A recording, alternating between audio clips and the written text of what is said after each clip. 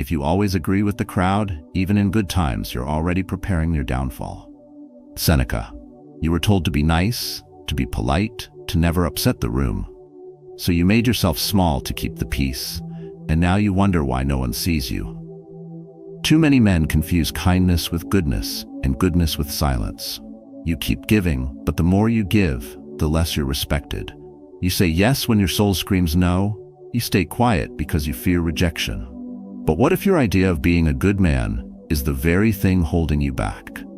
This video is not about becoming cold, it's about becoming clear. You will learn why stopping being too nice is not rebellion, it's responsibility. Why people-pleasing isn't a virtue, it's a survival strategy you no longer need. And why Stoic masculinity isn't about dominance, it's about presence, principle, and power that doesn't beg for validation. You're not alone. Many strong men are silently drained, overlooked, overused, and emotionally exhausted, not because they lack value, but because they've given it away too freely. If that feels like you, this message is your turning point. It's time to unlearn the habit of disappearing to be accepted. It's time to draw the line, not in anger, but in dignity. Let's explore the Stoic path, where self-respect replaces approval, and where you stop performing and start existing. Stay with me. What's next may just change how you show up in the world. 1. Strength is not submission. You don't have to become cold to be respected, but you do have to stop being agreeable to be seen. That's the line most men were never taught to draw. From childhood, you were praised when you were polite, quiet, and helpful. You were told not to interrupt, not to argue, not to question authority, and so you learned early. To be a good person is to be soft, to not disturb, to shrink yourself for others' comfort. But as you grew into a man, that script didn't lead to respect.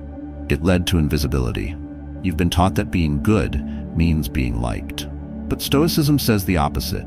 Marcus Aurelius, both emperor and philosopher, ruled not because he was agreeable, but because he was grounded. He wrote, "Waste no more time arguing what a good man should be one." But his life shows us what being one truly means. He wasn't submissive, he was steady. He didn't trade truth for approval. He stood firm in what he believed, even when it cost him comfort. This is what today's world has twisted. Men are told to be kind, but not taught how to be strong while doing it. So kindness turns into passivity, the agreement turns into silence, and that silence gets rewarded not with connection, but with dismissal. The moment you stop serving a purpose, you're replaced. Not because you were unkind, but because you lacked weight. Take Aaron, a respected manager in his team. Everyone liked him. He stayed late, covered for others, and rarely said no. But when layoffs came, his name was on the list. He wasn't confrontational, he never caused problems, but he also never stood up for himself. And in the end, they didn't choose who was kind, they chose who was irreplaceable. David wasn't. Seneca warned about this trap. If you always agree with the crowd, even in good times, you are already preparing your downfall. And today, that's exactly what's happening. You keep your head down. You say yes to what you don't believe in. You laugh at jokes that insult your values. You nod when you should speak, and still, you get overlooked. Why? Because you trained the world to believe your presence has no consequence. The Stoic does not confuse virtue with submission. He knows that goodness without strength is not noble, it's exploitable.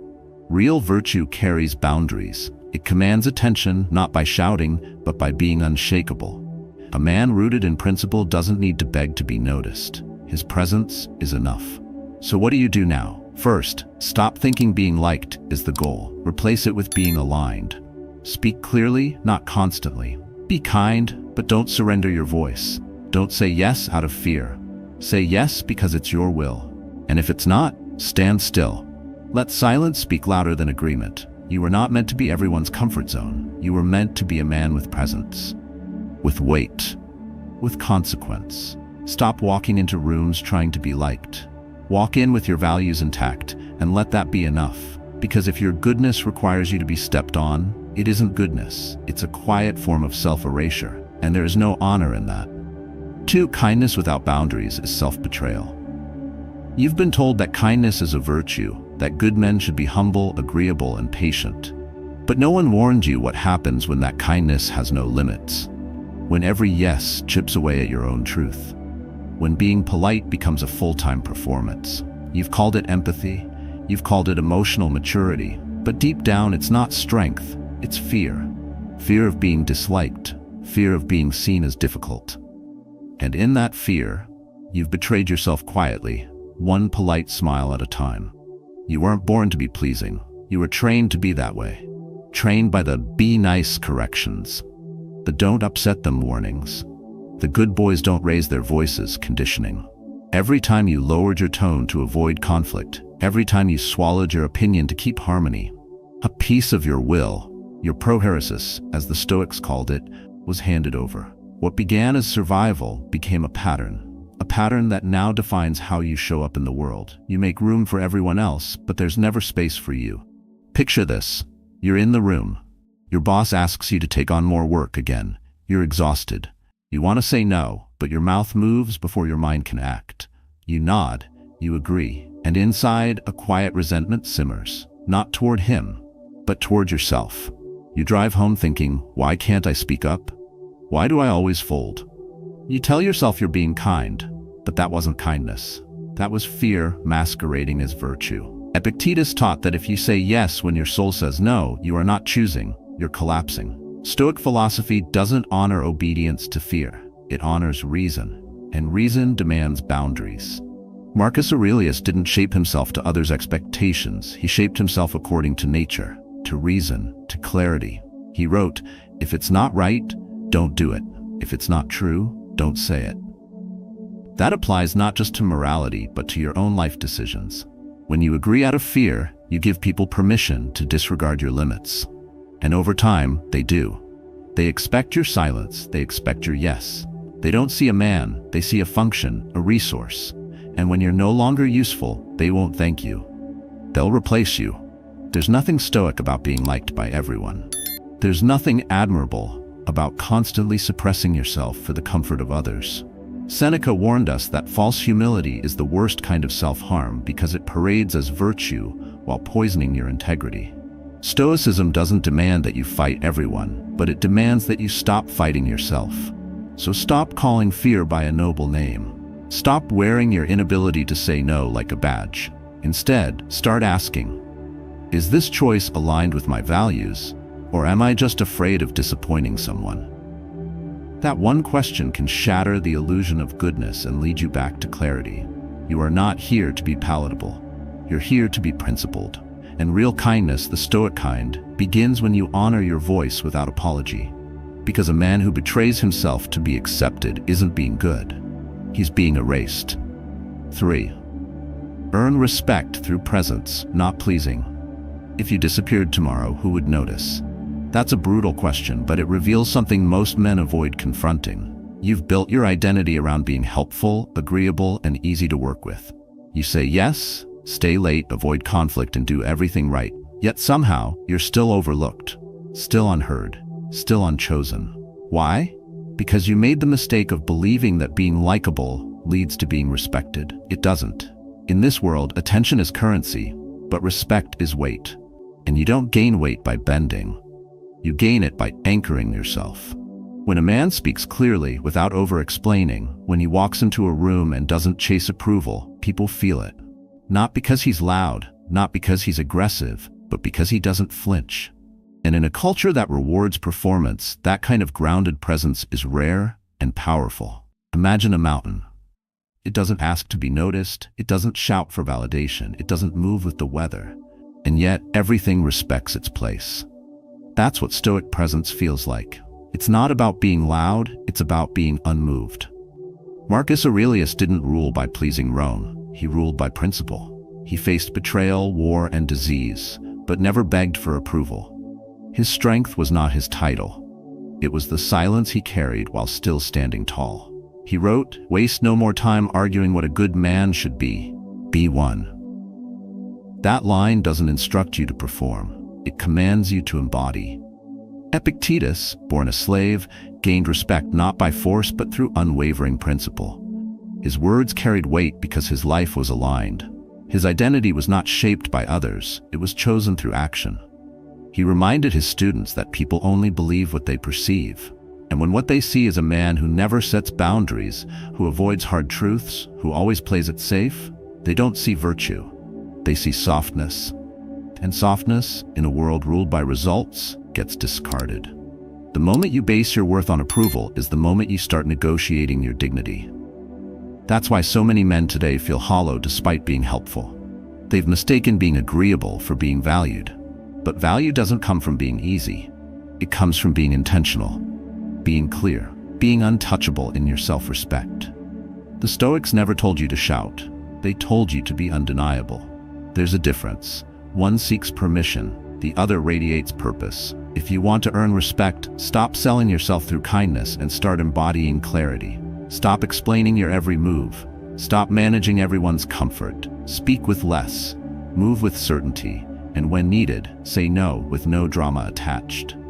Respect isn't given to the man who serves endlessly. It's given to the man who doesn't vanish when challenged.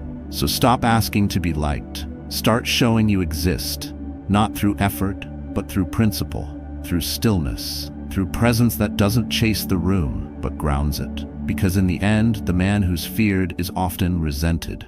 The man who's loved is often used. But the man who is respected, he is left untouched, not because he intimidates, but because he does not move. And when you become that man, you never need to ask for respect again. You are it. 4. Stop being useful at your own expense. No man is more unhappy than he who never faces adversity, for he is not permitted to prove himself. Seneca. You've made yourself useful, reliable, always the one people count on. You fill in the gaps. You say yes when others hesitate. You smooth over conflict before it begins, and in doing so, you've built a reputation for being available. But what they see isn't your strength, it's your compliance. And the longer you stay in that role, the more they expect you to play it without question. Until one day you try to step back, and they look at you like you've broken a promise. That's the danger of being the good one. You become a tool, not a man. You train people to believe your time isn't yours. Your peace is theirs. And when you finally say no, not only are they surprised, they're disappointed. But you didn't change. You just stopped erasing yourself, and they never noticed until you refused to disappear. Take the story of James, a marketing manager who never missed a deadline, picked up extra work, and even ran meetings for his absent supervisor. His inbox was always open. His phone is never off. For years, this made him indispensable, until the company restructured and he wasn't even consulted. His reward for self-sacrifice? A severance email. Not because he failed, but because they never saw him as a leader. They saw him as support, replaceable, silent, safe. Stoicism warns against this illusion of virtue. Marcus Aurelius wrote, "You have power over your mind, not outside events. Realize this, and you will find strength. If your kindness makes you invisible, it's not strength. If your usefulness makes you disposable, it's not virtue. You are not a resource. You are not a backup plan. You are a person, a presence. And presence means setting limits. Being good without clarity is a trap. You keep giving until there's nothing left, and you mistake your depletion for purpose. But the truth is harsher. The more you give without boundaries, the more you're used. Not because others are cruel, but because you've trained them to be comfortable with your silence. And comfort without consequence becomes entitlement. Epictetus believed a man should never surrender his choice to others, not even in kindness. He didn't mean you must become selfish. He meant that when your actions are no longer guided by reason, but by the hope of approval, you've abandoned your Stoic center. You've allowed your goodness to be managed by others' needs. And that's not virtue. That's quite desperation. Real Stoic practice begins when you draw the line before exhaustion. When you say no, not in anger, but in alignment. When you stop picking up what others drop and let them feel the weight of their own responsibility. This isn't cold. It's clear. It's how you reclaim yourself without explanation. And when you live that way, people won't resent your boundaries. They'll respect the man who set them. So the next time you feel that impulse to say yes without thinking, pause. Ask yourself, is this helping or hiding? Is this generosity or fear of being unloved? Because every time you choose silence over self-respect, you vanish. And Stoicism is not the art of disappearing. It's the courage to exist fully, even if that means no longer being everyone's solution. 5. Don't trade your soul for acceptance. You can follow every rule, show up early, never raise your voice, and still be replaced without warning. Because acceptance isn't loyalty, it's conditional convenience. And when your identity depends on being accepted, you give others the power to define your worth. That's not kindness, that's surrender. Too many men live under an invisible contract. Keep the peace, avoid friction, stay agreeable, and in return, you'll be safe. But safe from what? From rejection? From judgment? Or from finally standing up and being seen for who you are instead of who they prefer you to be? When you shape your life around being accepted, you disappear piece by piece. Your preferences fade into silence. Your values are edited to fit the room. And eventually, your very presence becomes a performance. You become a mirror for others' comfort, never a reflection of your own truth. But there's a price for that costume, and it's your clarity.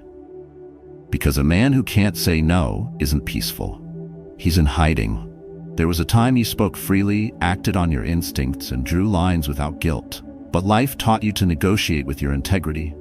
One awkward moment after another, you started adjusting to avoid discomfort. And now you wonder why your voice feels foreign in your own mouth. Why don't you feel seen, even when you're surrounded? Why you feel drained after doing everything right? Epictetus warned that if you begin to value the approval of others more than your own judgment, you forfeit your autonomy. Not in one dramatic moment, but in the quiet, daily erosion of your will. Every time you say yes out of guilt, every time you let something slide to avoid tension, every time you mute your own instincts just to remain agreeable. These aren't small compromises. They're cuts to the root of who you are. Marcus Aurelius didn't ask to be loved. He asked to live with justice. His goal wasn't to please. His goal was to live in accordance with his reason. That's why he could rule an empire without letting it rule him. He never waited for the world to accept him before acting. He acted and let the world catch up or not. That's presence without apology. That's power without pretense. If your peace depends on being liked, then it's not peace, it's a trap. And the more you chase it, the more you lose yourself. That's why men who always try to be liked end up exhausted, bitter, and quietly resentful. They can't speak their truth because they've built an identity around being non-threatening. But Stoicism doesn't ask you to be passive, it asks you to be principled. And being principled means you will disappoint people. You will draw lines. You will walk away, not to harm, but to remain whole. You weren't made to be consumed. You were made to be centered. And if someone only values you when you say yes, then they never valued you. They valued your obedience. So stop begging to belong. Stop adjusting to be approved. Stand where you are. Speak when it matters. Say no when it protects you. Because the man who no longer trades his soul for acceptance becomes someone far more powerful, a man who respects himself more than he fears being misunderstood. 6. Let go of the need to be understood. You don't need to be understood by everyone. In fact, the moment you start honoring your truth, you won't be. And that's not failure, it's freedom. Because trying to explain yourself to those who benefit from your silence is not dialogue, it's surrender. And the longer you stay addicted to being understood, the more you delay becoming who you truly are. Most men stay stuck in this quiet conflict. They want to change, they want to say no, they want to set boundaries, but they hesitate.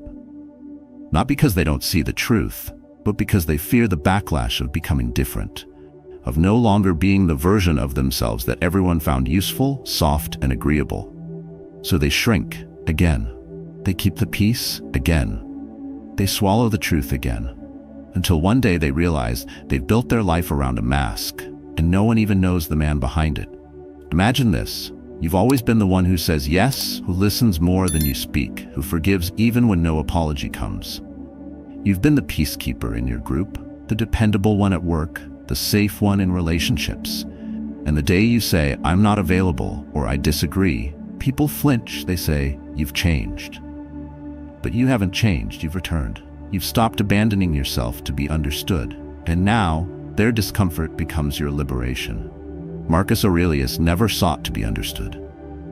He sought to act with justice, reason, and integrity, no matter how the world responded. He knew the truth doesn't require applause.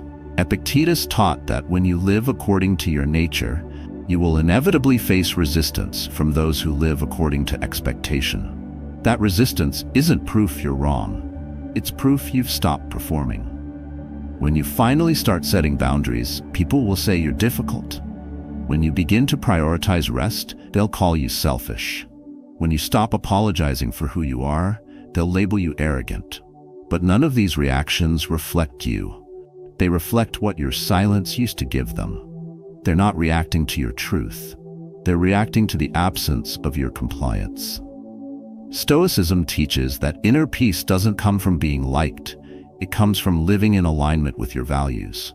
You don't need to be explained.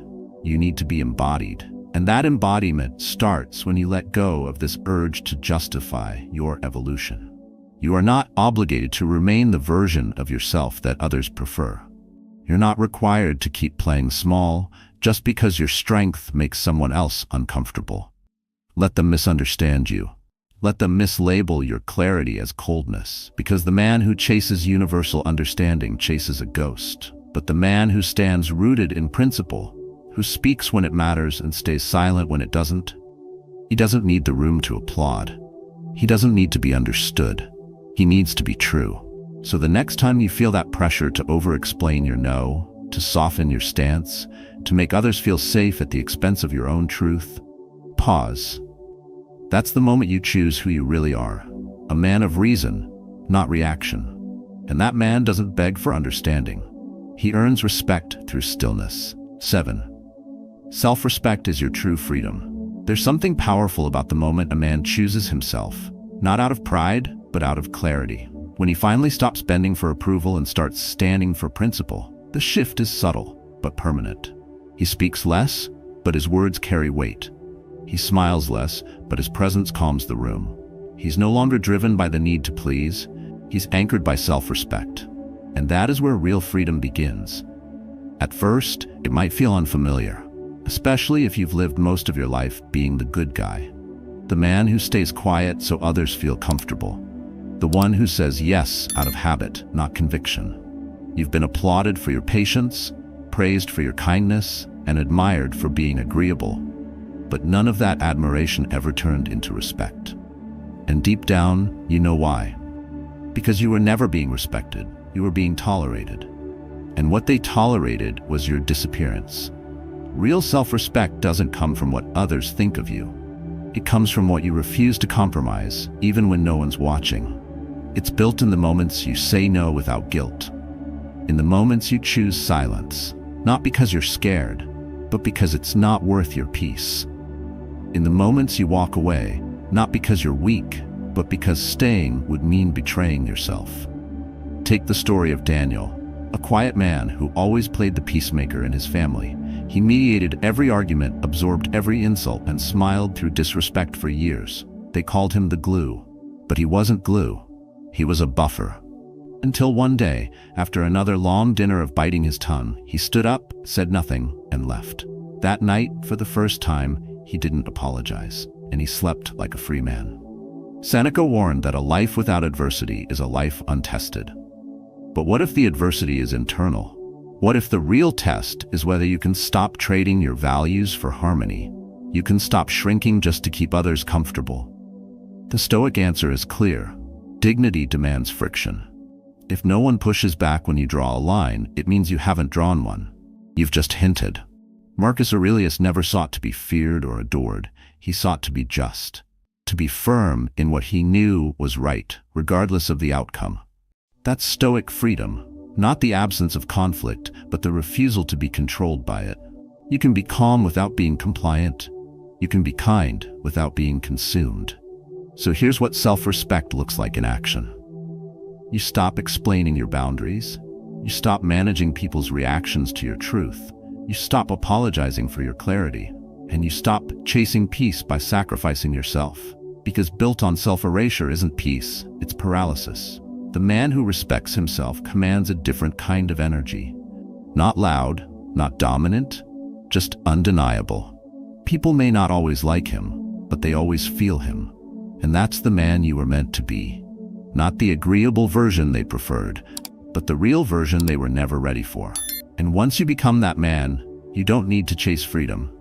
You already are it. You were never meant to live your life seeking quiet approval. You were meant to stand tall, not in defiance, but in alignment. Throughout this video, we've uncovered a truth many men know but rarely speak, that trying too hard to be a good person often leads to self-erasure. You become agreeable, available, and invisible.